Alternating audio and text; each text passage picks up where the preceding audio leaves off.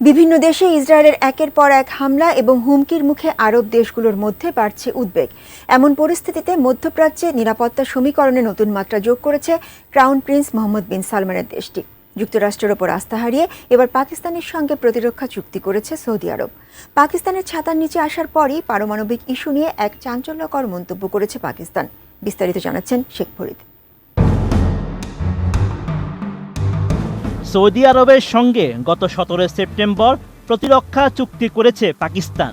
পারমাণবিক শক্তিধর একমাত্র মুসলিম দেশ পাকিস্তানের সঙ্গে এই চুক্তি মধ্যপ্রাচ্যের ভূরাজনীতির গতি প্রকৃতি বদলে দেবে বলে ধারণা করছেন বিশ্লেষকরা।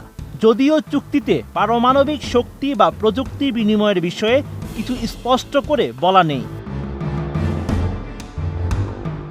এমন পরিস্থিতিতে পাকিস্তান ও সৌদি আরবের প্রতিরক্ষা চুক্তি নিয়ে এক চাঞ্চল্যকর তথ্য দিয়েছেন দেশটির প্রতিরক্ষা মন্ত্রী খাজা আসিফ। তিনি জানান, পাকিস্তানের সামরিক সক্ষমতা এমনকি পারমাণবিক সক্ষমতাও এই চুক্তির আওতায় সৌদি আরবকে দেওয়া হতে পারে। ইসলামাবাদ যে রিয়াদকে তার পারমাণবিক সুরক্ষার অধীনে এনেছে, এই বক্তব্যই তার প্রথম কোনো সুনির্দিষ্ট স্বীকৃতি। আরএফএল অডিটর, বাঁকা হয় না, ফাঁকা হয় না, আর ভাঙা এক কথায় অসম্ভব। এই পদক্ষেপকে ইসরায়েলের প্রতি একটি কঠোর বার্তা হিসেবেই দেখছেন বিশ্লেষকরা।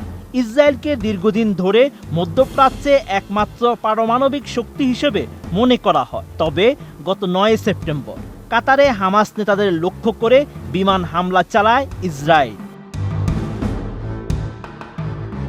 ওই হামলায় 6 জন নিহতের ঘটনায় মুহূর্তেই যেন অগ্নিগর্ভ হয়ে ওঠে গোটা উপসাগরীয় অঞ্চল। কাতারের মাটিতে এই হামলাকে শুধু একটি দেশের উপর নয়, বরং পুরো উপসাগরীয় দেশগুলোর উপর হামলা হিসেবেই দেখছেন আরব নেতারা।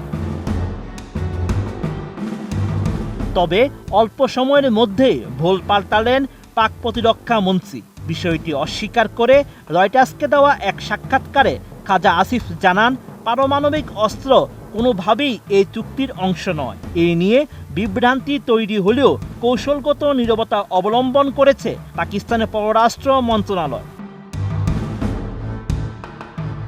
19 সেপ্টেম্বর সাপ্তাহিক সংবাদ সম্মেলনে পাকিস্তানের পররাষ্ট্র মন্ত্রণালয়ের মুখপাত্র শাফকাত আলী খান জানান, ইসলামাবাদের প্রতিরক্ষা নীতি সময়ের সঙ্গে সঙ্গে বিবর্তিত হচ্ছে। পাকিস্তান দীর্ঘদিন ধরেই ঘোষণা দিয়ে আসছে তাদের পারমাণবিক কর্মসূচি কেবল ভারতকে প্রতিহত করার জন্য, অন্য কোনো দেশের বিরুদ্ধে ব্যবহারের জন্য নয়। এদিকে পাকিস্তানের প্রতিরক্ষা মন্ত্রীর মন্তব্য ও গণমাধ্যমে আলোচনার কারণে পারমাণবিক সুরক্ষা নিয়ে জল্পনা আরও বেড়েছে। তবে শাহবাজ শরীফের সরকার এখনও বিষয়টি নিয়ে সরাসরি বা আনুষ্ঠানিকভাবে কোনো অবস্থান জানায়নি। Sheikh Farid, ATN news.